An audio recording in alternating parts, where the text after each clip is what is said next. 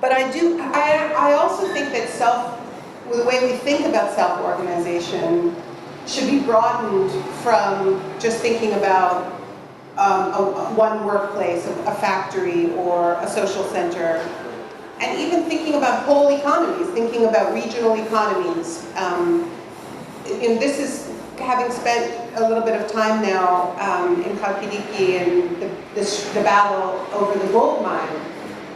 It seems to me that what people are saying is this is really a struggle between whether their economy is going to be developed, quote unquote developed, from the outside by an outside company coming in and creating a single workplace for 1,500 workers or however many they're promising this week, or whether there's going to be real economic self-determination and the people who live there are able to design the kind of economy that they want. And that will be a mixture of some co-ops, some self-management, some small businesses. I don't think it's going to be a single thing, but I think it's a similar struggle. And I do believe that that's where the future lies, because this is not just an economic crisis that this country's facing or that we're all facing, it's also a democratic crisis. People don't trust the state. They don't believe the state is going to come in and save them because the state is who sold them out.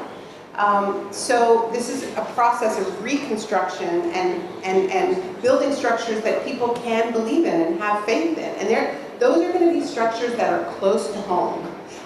Those are going to be structures that people can have a direct impact on. And that is how we're going to slowly, inch by inch, rebuild some faith.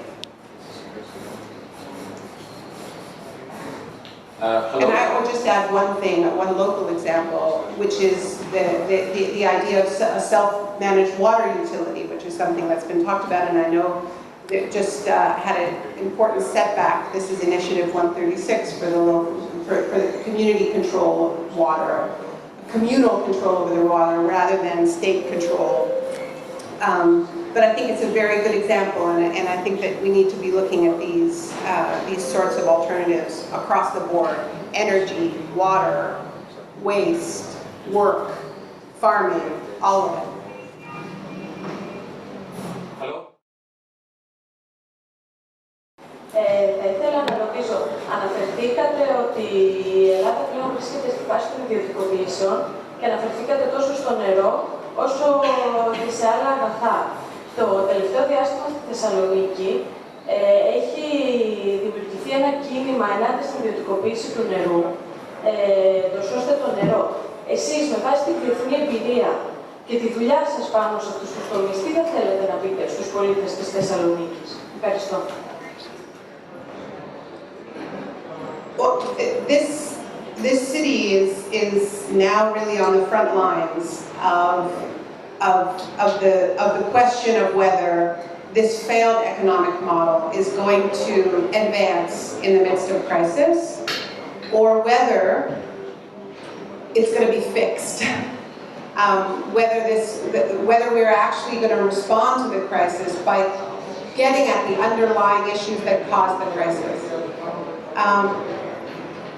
What's amazing about water privatization is that it is always the most unpopular of all the privatizations. It's sure to spark a public resistance everywhere in the world. And it's been so disastrous in so many parts of the world where prices have gone up, services have gone down. It was unbelievable to see what Suez did in Buenos Aires, by the way. They got the contract to build to privatize the water system, but they forgot about the sewers. They sort of stopped halfway through.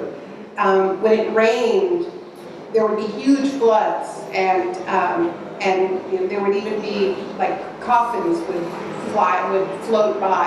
It was a complete disaster, Suez's water privatization. And people were so distressed because they didn't know who to complain to.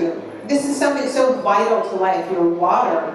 But I remember interviewing people in Buenos Aires about this, and they were going, well, who do we call? Do we call Paris? I mean, our privatized phone system isn't even working. It was powerlessness. And you know, that's what this is really about, is these processes create more and more distance between where decisions are made and where the effects of those decisions are felt. This has been the trend. For the past decade, the water privatization has really been on hold. They haven't been pushing water privatization because it is so controversial. And in many places, they've been reversing water privatization, and there's been remunicipalizations of water systems. So here they're pushing this incredibly unpopular policy purely because they can, purely because of the crisis. And it's a test. I mean, it really is a test. It's a test to see whether you are going to accept the idea that there really is no alternative. And I do think that it is crucial to resist the privatization, but I believe that the chances of resisting it are better if you're simultaneously proposing an alternative that will deepen democracy. And that's why I that's why I think the Initiative 136 is so exciting. And yes, I realize that it lost the public tender, but there are different ways of challenging that, and if there is a popular movement that's really behind it, it's going to have to be reconsidered.